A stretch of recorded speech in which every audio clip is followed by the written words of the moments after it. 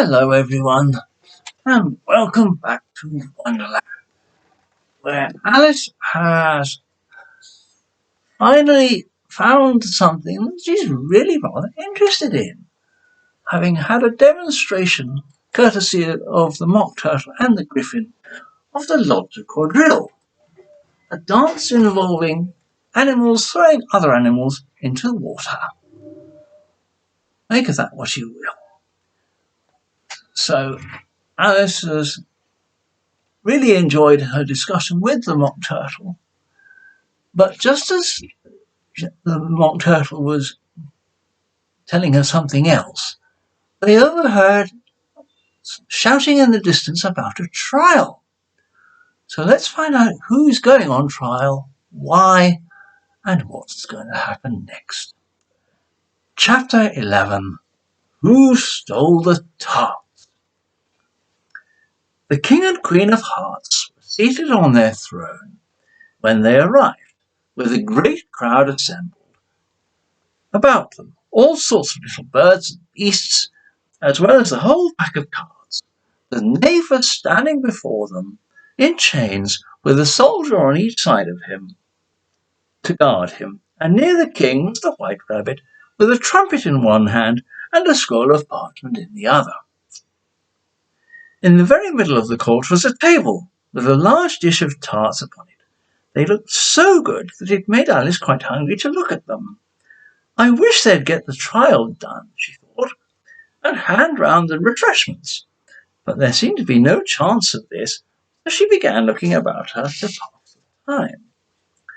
Alice had never been in the Court of Justice before, but she had read about them in books, and she was quite pleased to find that she knew the name of nearly everything there.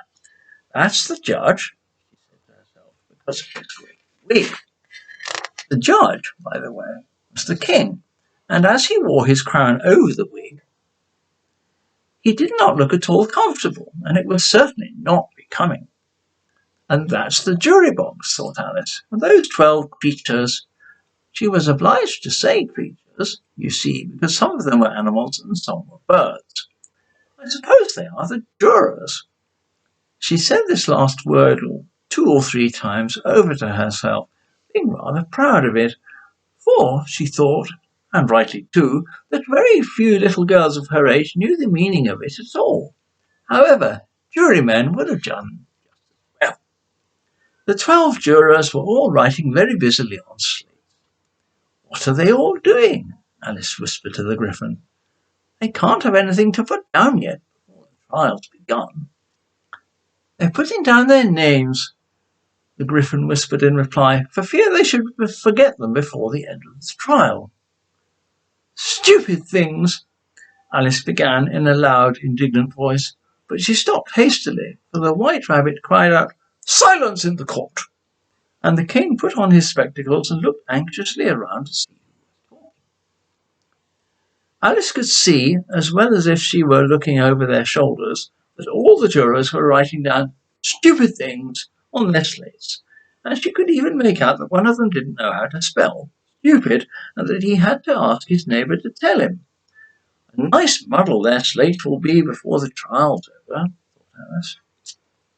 One of the jurors had a pencil that squeaked. This, of course, Alice could not stand, and she went round the court and got behind him, and very soon found an opportunity of taking it away. She did it so quickly that the poor little juror, it was Bill the lizard, could not make out at all what had become of it. So, after hunting all about for it, he was obliged to write with one finger for the rest of the day, and this was of very little use, as it left no mark on the slate. Herald, read the accusation, said the king. On this the white rabbit blew 3 blasts on the trumpet, and then unrolled the parchment scroll and read as follows. The Queen of Hearts, she made some tarts, all on a summer day. The Knave of Hearts, he stole those tarts and took them quite away. Consider your verdict, the king said to the jury. Not yet, the rabbit hastily interrupted. There's a great deal to come before that. Call the first witness, said the king, and the White Rabbit blew 3 blasts on the trumpet and called out, "First witness!" The first witness was the Hatter. He came in with a teacup in one hand and a piece of bread and butter in the other. "I beg pardon, Your Majesty," he began, for bringing these in, "but I hadn't quite finished my tea when I was sent for." "You ought to have finished," said the king. "When did you begin?" The Hatter looked at the March Hare, who had followed him into the court, arm in arm with the Dormouse. 14th of March, I think it was, he said. 15th, said the March Hare. 16th, added the Dormouse. "Write that down," the king said to the jury. And the jury eagerly wrote down all 3 dates on their slates, and then added them up and reduced the answer to shillings and pence. "Take off your hat," the king said to the Hatter. "It isn't mine," said the Hatter. "Stolen?" the king exclaimed, turning to the jury, who instantly made a memorandum of that fact. "I keep them to sell," the Hatter added as an explanation. "I've none of my own. I'm a Hatter." Here the Queen put on her spectacles and began staring hard at the Hatter, who turned pale and fidgeted.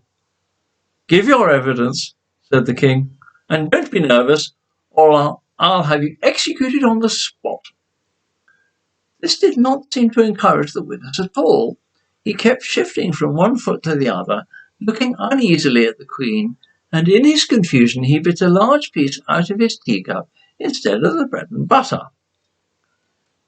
Just at this moment Alice felt a very curious sensation, which puzzled her a good deal, until she made out what it was.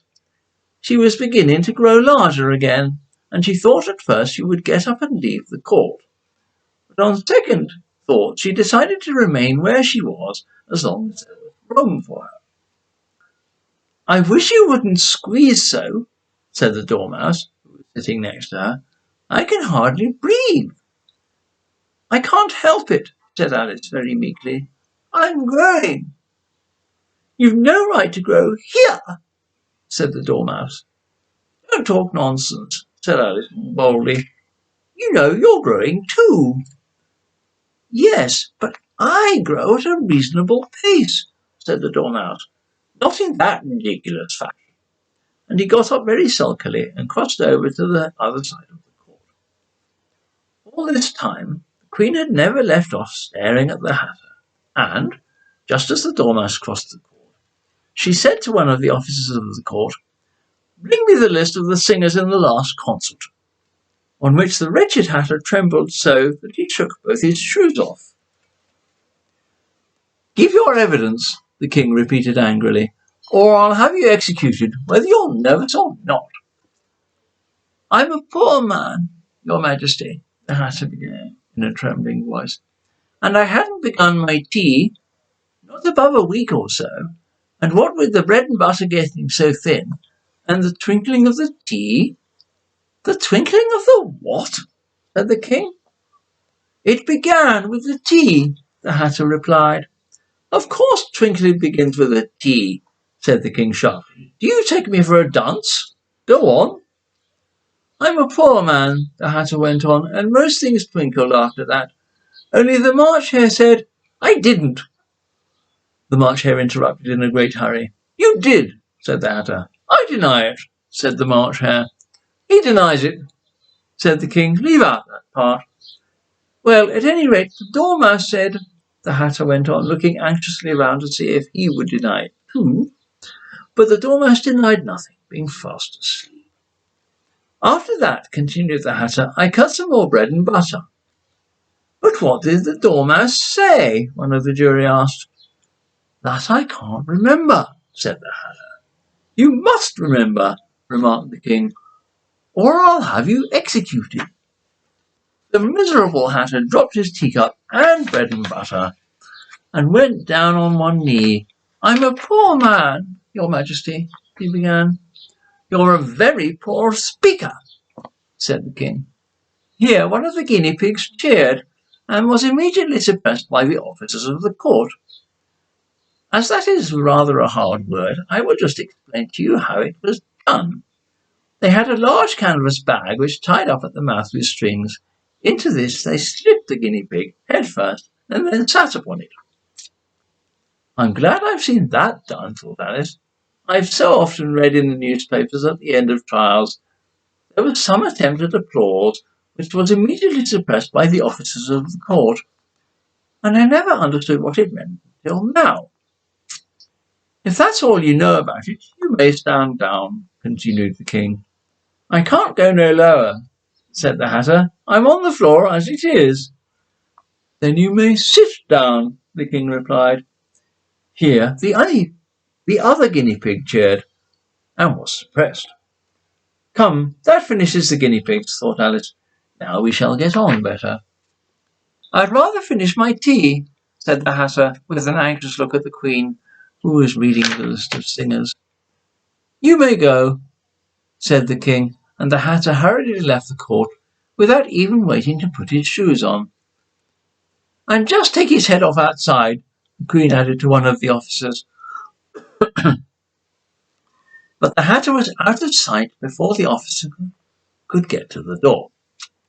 Call the next witness, said the king. The next witness was the Duchess's cook. She carried the pepper box in her hand, and Alice guessed who it was even before she got into the court by the way the people near the door began sneezing all at once. Give your evidence, said the king. Shan't, said the cook. The king looked anxiously at the White Rabbit, who said in a low voice, Your Majesty must cross-examine this witness. Well, if I must, I must, the king said with a melancholy air, and, after folding his arms and frowning at the cook till his eyes were nearly out of sight, he said in a deep voice, What are tarts made of? Pepper, mostly, said the cook. Treacle, said a sleepy voice behind her. Collar that dormouse, the Queen shrieked out. Behave that dormouse. Turn that dormouse out of court. Suppress him, pinch him, off with his whiskers. For some minutes the whole court was in confusion, getting the dormouse turned out, and by the time they had settled down again, the cook had disappeared. Never mind, said the king, with an air of great relief. Call the next witness. And he added in an undertone to the Queen, Really, my dear, you must cross-examine the next witness. It quite makes my forehead ache. Alice watched the White Rabbit as he fumbled over the list, feeling very curious to see what the next witness would be like.